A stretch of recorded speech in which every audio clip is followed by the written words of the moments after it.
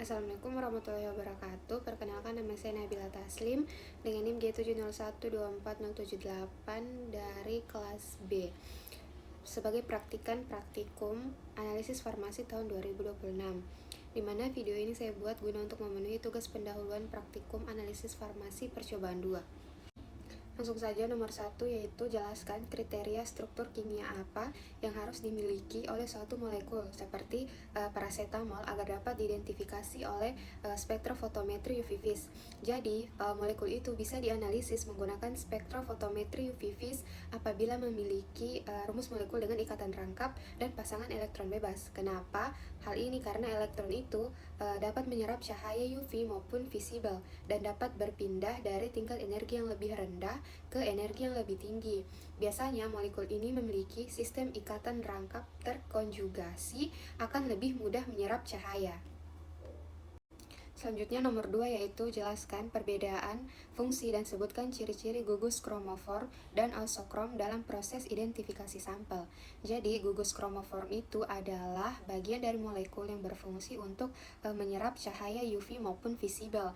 Ciri-cirinya itu dia mengandung ikatan rangkap, menentukan panjang gelombang serapan utama. Contohnya itu ikatan rangkap dan gugus karbonil. Sedangkan yang kedua yaitu gugus ausokrom, di mana gugus ausokrom ini adalah gugus yang memiliki sifat penyerapannya itu tidak kuat, tetapi dia dapat memperkuat dan menggeser serapan dari kromofor. Ciri-cirinya itu dia memiliki pasangan elektron bebas dan tidak menyerap kuat sendiri, tetapi dia mempengaruhi kromoform. Contohnya itu ada gugus hidroksil dan gugus amina. Nomor 3 yaitu jelaskan bagaimana spektrofotometer mengidentifikasi perubahan struktur setelah penambahan NaOH pada sampel melalui fenomena pergeseran panjang gelombang ke arah yang lebih besar. Jadi, identifikasi perubahan dengan penambahan NaOH pada sampel itu dimulai ketika NaOH itu ditambahkan ke dalam sampel, maka otomatis akan terjadi perubahan struktur, misalnya ionisasi dari gugus hidroksil. Akibatnya, karena dia sudah terionisasi dengan gugus hidroksil, maka sistem konjugasinya meningkat, sehingga terjadi pergeseran panjang gelombang ke arah yang lebih besar, atau disebut dengan batochronic shift. Biasa juga disebut dengan red shift. Jadi spektrofotometri itu mendeteksi perubahan ini sebagai pergeseran puncak ke lambda max yang lebih panjang. Nomor 4 yaitu mengapa setiap gugus fungsi atau molekul memiliki panjang gelombang maksimum yang spesifik.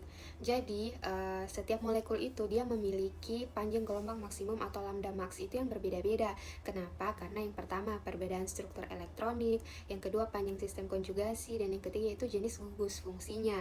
Semakin panjang konjugasinya, maka semakin besar juga nilai lambda maxnya atau nilai panjang gelombang maksimumnya.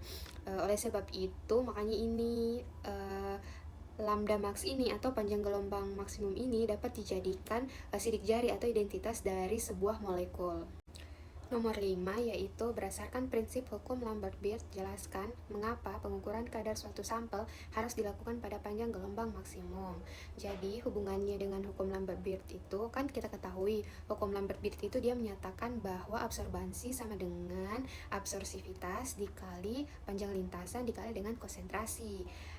Kemudian pengukuran ini dilakukan pada nilai lambda max atau panjang gelombang maksimum. Kenapa? Karena yang pertama, absorbansi paling tinggi itu dia sifatnya lebih sensitif. Kemudian yang kedua, perubahan konsentrasi itu lebih mudah terdeteksi. Dan yang ketiga, kesalahan pengukuran itu lebih kecil.